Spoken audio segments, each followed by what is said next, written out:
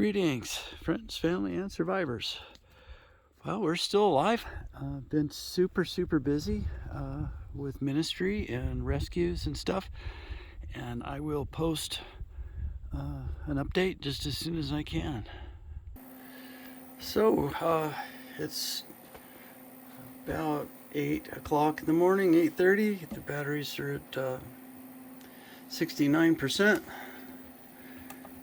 And we're putting 80 amps. There's still ice on the panels, about a 1/4-inch snow last night, so otherwise that'd be up around probably 160 amps, but that is certainly more than enough.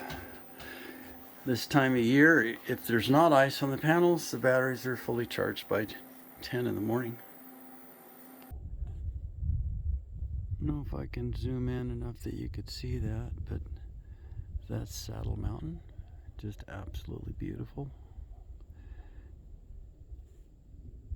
And it's gonna be single digits this week.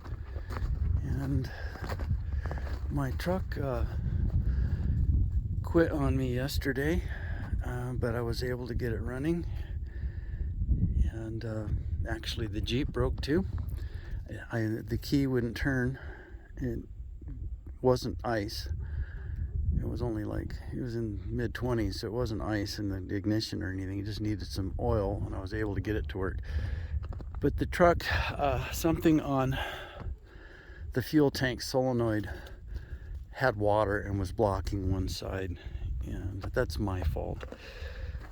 Because I have an electric fuel pump on this, it was really easy to switch tanks, and fortunately the other tank was free. It has got really old diesel fuel in it, but I was able to instantly purge the air out of the line. I didn't have to crank and crank. If you have those mechanical fuel pumps that these diesels came stock with, oftentimes you'll run the battery out before you get your engine started. With an electric pump, it just takes seconds and you're going again.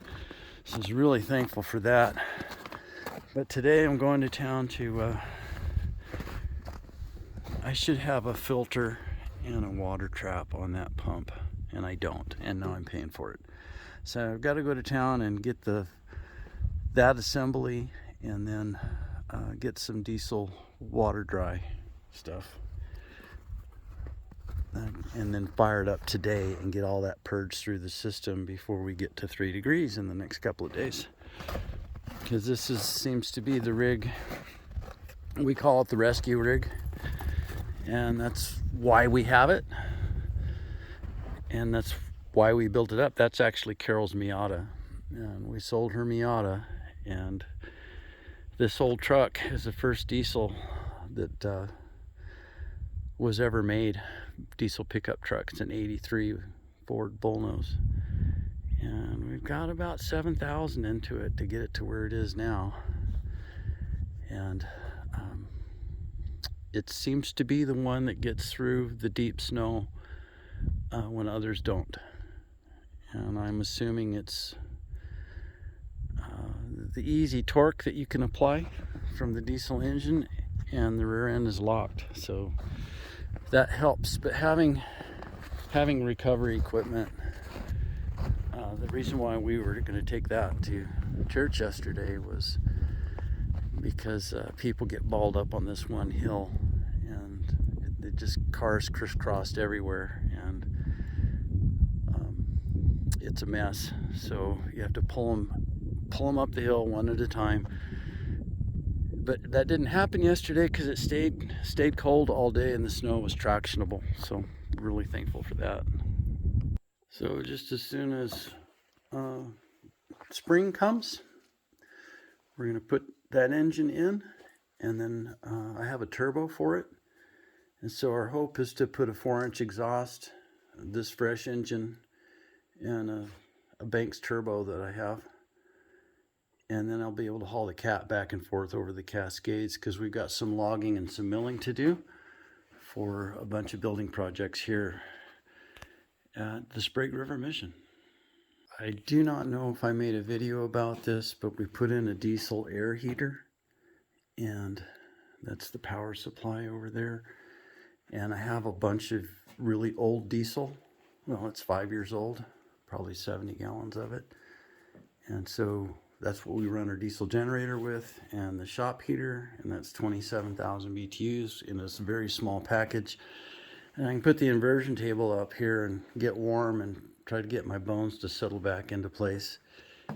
And we have that propane heater there, and I can get it above freezing. It was not cold last night. It was 17 when I went to bed. You can see the sun shining on the wall has got the thermometer 40 degrees, but it's probably 35 in here. But quite often it's in the teens, and I can get it up to 45 degrees, which is warm enough that you can use your hands without any difficulty when you're working on stuff. So our plan is to put the foil bubble wrap insulation on the lid, and that's the only insulation we're going to do in here. Just doesn't need any more than that. But we're really thankful for this shop. It is a real game changer out here, because last winter I was having to rebuild a front axle in the snow. So Carol and I wanted to just say that we are alive and we are doing well.